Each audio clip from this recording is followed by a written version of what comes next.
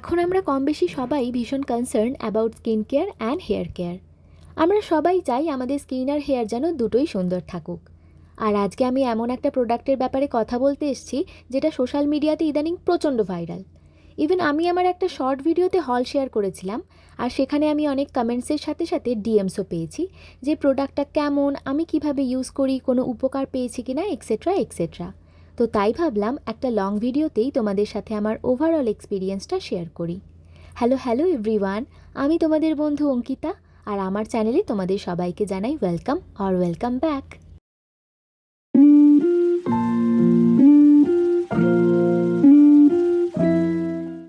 আজকে যে প্রোডাক্টটার ব্যাপারে রিভিউ শেয়ার করব সেটা হচ্ছে আলপস গুডনেসের রোজমেরি ওয়াটার। রোজমেরি লিভস হেয়ারের জন্য কতটা বেনিফিশিয়াল এখন আমরা অনেকেই সেটা জানি। এই লিভসের মধ্যে রয়েছে কিছু অ্যান্টিব্যাকটেরিয়াল প্রপার্টি যেটা স্ক্যাল্পকে ক্লিন রাখতে হেল্প করে, ড্যান্ড্রফ, ড্রাইনেস, ইচিনেসকে কিওর করে, হেয়ার গ্রোথে হেল্প করে অ্যান্ড ওভারঅল হেয়ারকে শাইনি করে তোলে। এই তো গেল রোজমেরির বেনিফিটস। অ্যালপস গুডনেসের এই রোজমেরি ওয়াটারেও ব্র্যান্ড কিন্তু ক্লেম করছে সেম জিনিসগুলোই। হেলদি হবে হেয়ার, স্ক্যাল্প হেলথ ইমপ্রুভ করবে, হেয়ার হবে থিকার, শাইনি অ্যান্ড ভলিউমিনাস। এটার ইউজেস অ্যান্ড অল ডিটেলস বটলের ব্যাকে ক্লিয়ারলি মেনশন করাই আছে। এটা আমরা বিভিন্নভাবে ইউজ করতে পারি। First of all, after shampoo আমরা ঠিক যেমন হেয়ার লেন্থে কন্ডিশনার লাগিয়ে বেশ কিছুক্ষণ রেখে ওয়াশ করে ধুয়ে নিই, ঠিক তেমনই এটা কিন্তু অনলি স্ক্যাল্পে স্প্রে করে কিছুক্ষণ রেখে জল দিয়ে ধুয়ে ফেলা যায়। সেকেন্ডলি, এটা ওভারনাইট স্ক্যাল্পে টনিকের মতো স্প্রে করে রাখা যায়।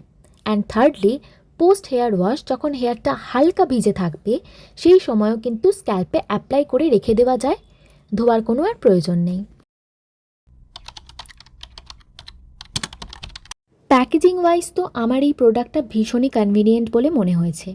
দু ধরনের বটলে এটা অ্যাভেলেবেল, একটা স্প্রে বটল আর একটা রিফিল প্যাক। স্প্রে বটলটা শেষ হয়ে গেলে তোমরা অনায়াসেই রিফিল প্যাকটা অর্ডার করতে পারবে।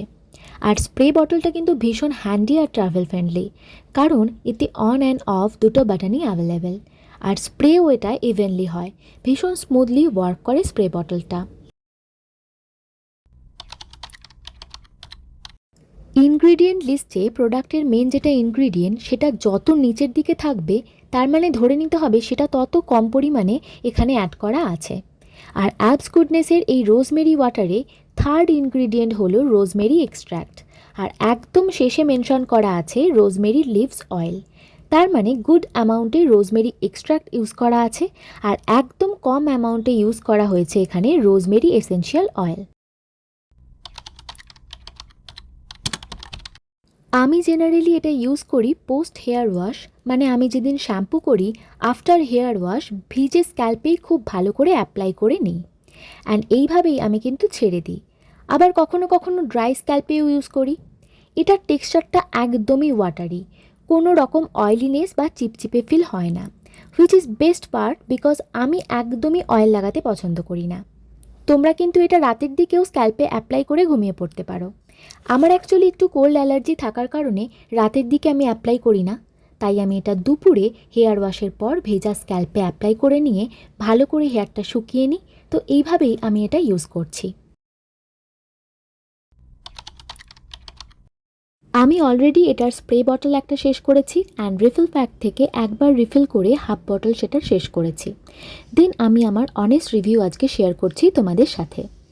আমার স্ক্যাল্পে এই গরমের জন্য বেশ ইচিনেস আর ছোট ছোট বাম্পস হয়েছিল, যেগুলো কিন্তু এটা ইউজ করার পর অনেকটাই কমেছে। এটা ইউজ করলে একটা soothing and cooling sensation feel হয় স্ক্যাল্পে। হেয়ার ফল আমার ইউজুয়ালি নর্মাল কাউন্টসেই হয়, এক্সেসিভ হেয়ার ফল প্রবলেম আমার ছিল না, বাট এটা ইউজ করার পর কিন্তু somehow I faced hair fall a little bit.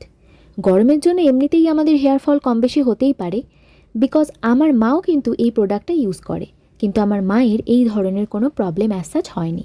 So আমি শিওর নয় যে এটা এই প্রোডাক্টটার জন্যই কিন্তু আমার হেয়ার ফল হচ্ছিল কি না, বাট আমি সামহাউ হেয়ার ফল অল্প ফেস করেছি। এবার আসি হেয়ার গ্রো করেছে কি না। ইয়েস, হেয়ার রিগ্রোথ হয়েছে আমার, অ্যান্ড লেন্থেও অনেকটা বেড়েছে। তোমরা সবাই বুঝতেই পারছো আমার হেয়ারটা থিন, অ্যান্ড মাথার সামনে মানে ফোরহেড সেকশনটা আমার অনেকটাই থিন। তো আমি অনেক নিউ অ্যান্ড বেবি হেয়ার লক্ষ্য করলাম, যেগুলো অনেকটা বড়ও হয়েছে লেন্থে। তো ইয়েস, এটা ইউজ করলে কিন্তু নিউ হেয়ার গ্রোথের সাথে সাথে হেয়ার লেন্থও লং হয়। আমার হেয়ার এমনিতেই প্রচণ্ড সিল্কি আর ভার্জিন হেয়ার, কোনো রকম কেমিক্যালি ট্রিটেড নয়, বাট স্টিল হেয়ারটা কিন্তু একটু রাফ হয়েছে after using this product. Hair লেন্থের ওপরের পোর্শনটা মানে ক্রাউন সেকশনের হেয়ার নিয়ে পনি করলে যতটুকু হবে ওই পোর্শনটার লেন্থটা কিন্তু প্রচণ্ড রাফ হয়েছে অ্যান্ড স্প্লিটেন্সও ফেস করেছি আমি। সো এই ছিল আমার overall review and experience about Alps Goodness rosemary water. এটা totally based on my own experience. তোমরাও যে সেম প্রোজ অ্যান্ড কনসগুলো ফেস করবে সেটা নাও কিন্তু হতে পারে। কারো ক্ষেত্রে এটা ওয়ার্ক করবে, আবার কারো ক্ষেত্রে এটা নাও ওয়ার্ক করতে পারে। সো তোমরা কিন্তু নিজেরা অবশ্যই একবার ট্রাই করে দেখো, তাহলেই বুঝবে, বিকজ একটা প্রোডাক্ট কিন্তু সবার ক্ষেত্রে একই রকমভাবে ওয়ার্ক করে না। আজকের ভিডিওটা তোমাদের কেমন লাগলো আমাকে জানিও, আর যদি ভালো লেগে থাকে তাহলে অবশ্যই লাইক আর আমার চ্যানেলটাকে সাবস্ক্রাইব করে দিও। আবারও তোমাদের সাথে দেখা হচ্ছে নেক্সট কোনো ভিডিওতে। Till then tata.